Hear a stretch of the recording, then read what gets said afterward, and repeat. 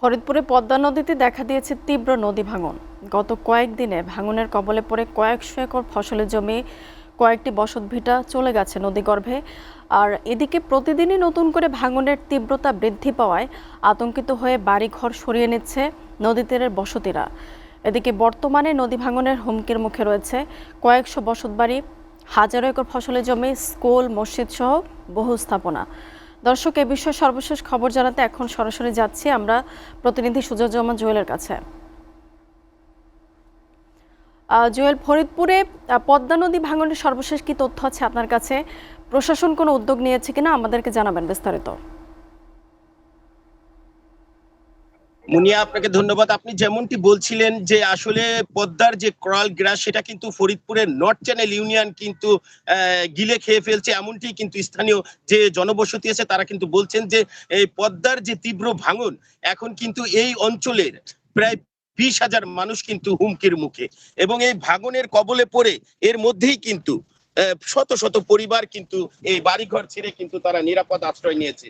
এছাড়া এই ভাঙন কবলিত এলাকায় প্রতিদিনই নতুন করে ভাঙন দেখা দেওয়ায় মানুষের মধ্যে একরকম আতঙ্ক বিরাজ করছে।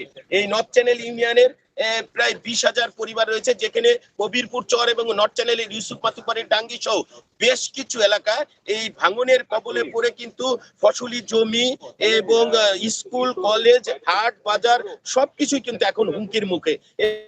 এবং আমরা কথা বলেছিলাম এই ভাঙনের বিষয়টা, আমরা কথা বলেছিলাম পানি উন্নয়ন বোর্ডের যে নির্বাহী প্রকৌশলী রাকিব হোসেন, তিনি কিন্তু আমাকে যেমনটি জানিয়েছেন যে আসলে আপৎকালীন যে ভাঙের হঠাৎ করে যে তীব্র ভাঙন শুরু হয়েছে, এই ভাঙনের ফলে যে আপৎকালীন যে বিষয়টি সেটা হলো জিও ব্যাগ ফেলে এই ভাঙন প্রতিরোধ যে বিষয়টি সেটি তারা দেখভাল করছেন। এবং গতকাল কিন্তু শুরু হয়েছে এই ভাঙন কবলিত এলাকায় যে আপৎকালীন যে জিও ব্যাগ, সেই ব্যাগ ফেলার কিন্তু যে ব্যবস্থা সেটি কিন্তু চলছে, এমনটি কিন্তু জানিয়েছিলেন। এছাড়া আমরা কথা বলেছিলাম প্রশাসনের সাথে, তারা বলেছেন যে আসলে এই হঠাৎ করে এই তীব্র ভাঙনের ফলে মানুষের যে সয় সম্বল হারিয়ে যে তারা যে নিঃস্ব হয়ে পড়ছে, এই বিষয়টা তারা মাথায় রেখে তাদের যে ত্রাণের যে ব্যবস্থা সেটি তারা করবেন প্রশাসনের থেকে, এমনটি কিন্তু জানিয়েছিলেন।